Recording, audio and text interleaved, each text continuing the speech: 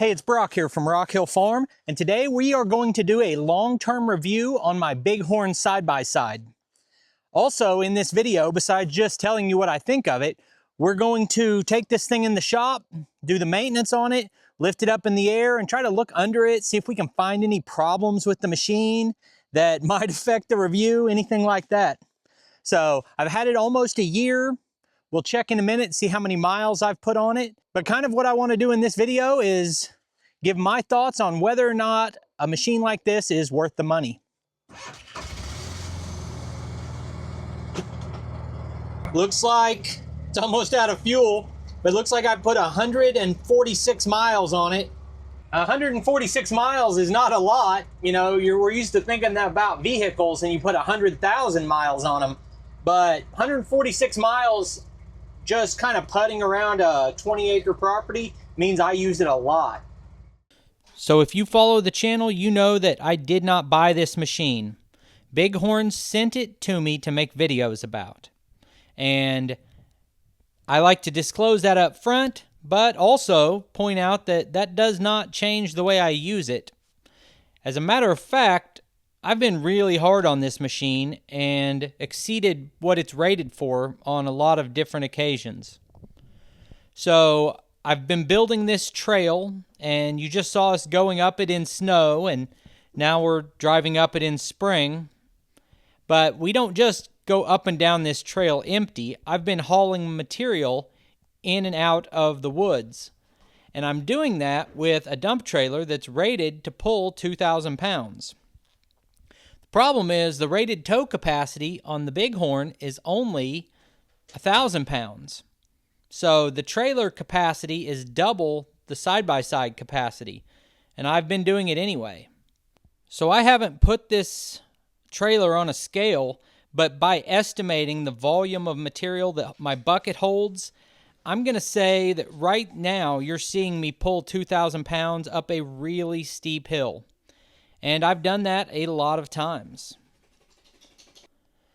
In addition to that, I have actively attempted to get this machine stuck. This is one example of that, where we waited until the lowest part of my property was completely flooded and we drove around in it. And I've also pulled the trailer through some muddy areas. And so far, I have not been able to get this machine stuck. I've also tested out the winch several times. I was able to drag some logs with it. I was able to pull my dad's truck out of the yard when he got stuck. But when my tractor got stuck, the winch was not able to do that. But you wouldn't expect it to. So something like what you see here pulling this log is a pretty good use case for a winch like this. Or pulling the side-by-side out if I could ever get it stuck. So I'm going to spend a lot of this video walking around showing you different things on the side-by-side that I like or don't like. But while I'm doing that, I want the oil to be draining. So first thing I'm going to do is get the oil plug pulled, get the filter out. We'll let that sit there and drain, then we'll take a look around. So I'm using a Wix oil filter, part number 51394. If you go to O'Reilly's, you can cross-reference that to whatever brand of filter you want to use. And then I'm using this Royal Purple 5W30 engine oil. I think it takes 2.6 quarts is the information I found. So this will be more than enough. All right, so we'll pop the bed up. And that gives you access, but you can get a lot better access if you pull a pin right over there out of the assist cylinder. That will let the bed come all the way up, so it's easier to reach in. We pop this pin out here, and that'll go up. So you can tell that I don't baby this thing. We get it out and work it, and it's got mud and debris thrown all up underneath it. This is going to be really hard to see, so I'm not even going to record most of this, but there's a slot right there that lets you get access to the drain plug. So with the view from out here, your access to the drain plug is right there. Not that hard to get to, but it's kind of hard to get to with a camera. Alright, now the oil filter. And our O-ring came off with the filter. Okay, then we're gonna come in here, pop out the seat. Hey, this is a profitable adventure here. What do we got? 50 cents. Oh, almost lost a quarter. And the air filter's in there. With the amount of use I have on it, I probably won't change it. I'll probably pull that out and blow it out. But you pull this front screen off right here to open it up. And then right here is where you add your oil back. And that's obviously also the dipstick. So I'll let that oil have a little more time to drain down, and then we'll fill it back up.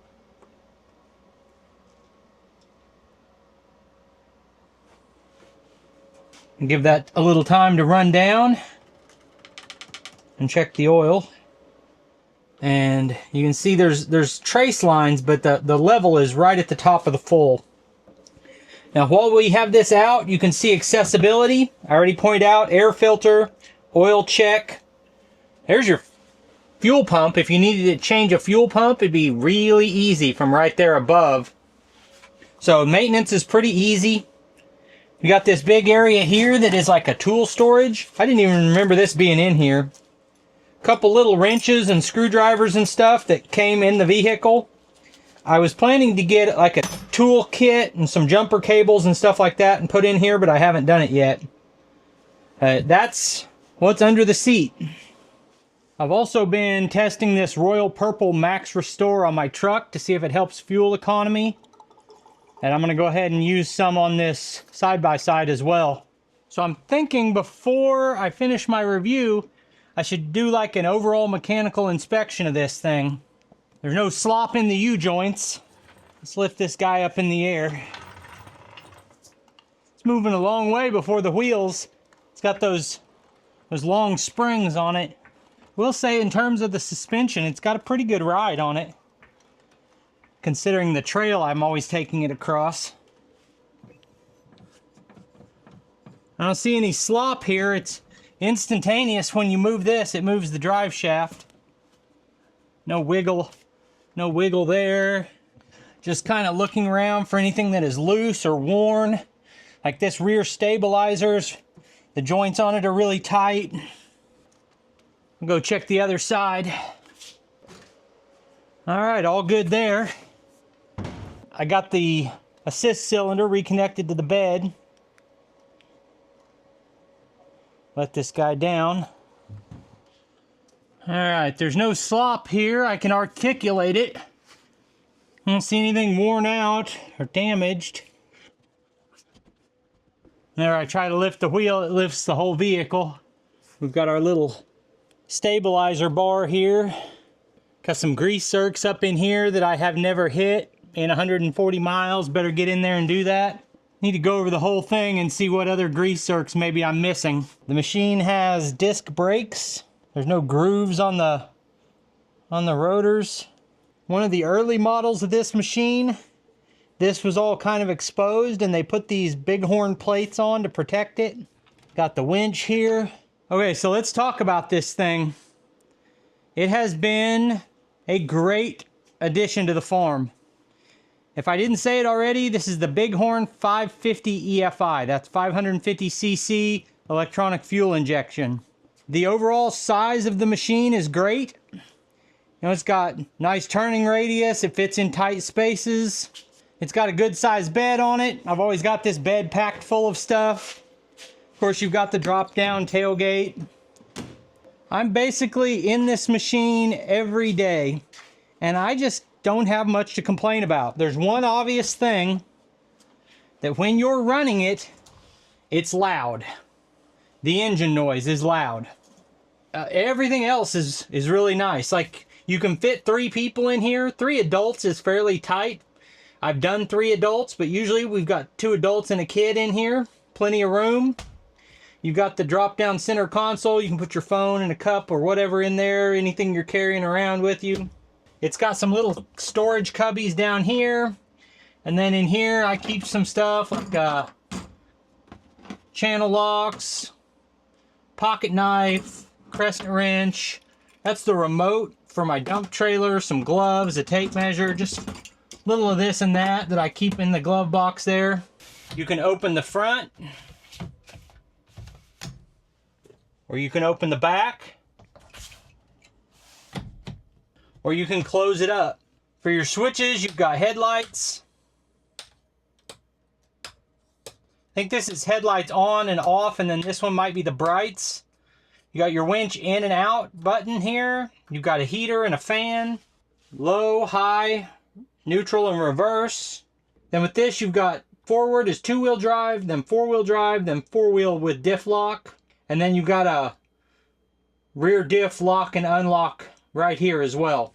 Got a 12-volt power port here. Got a rear view mirror up there. Here's speakers. So I never even use it, but you have a radio and Android or Apple CarPlay and all that stuff in here. So sometimes when the kids are riding around in it, they will turn this on and play music through their phone. And that plays up here on these speakers.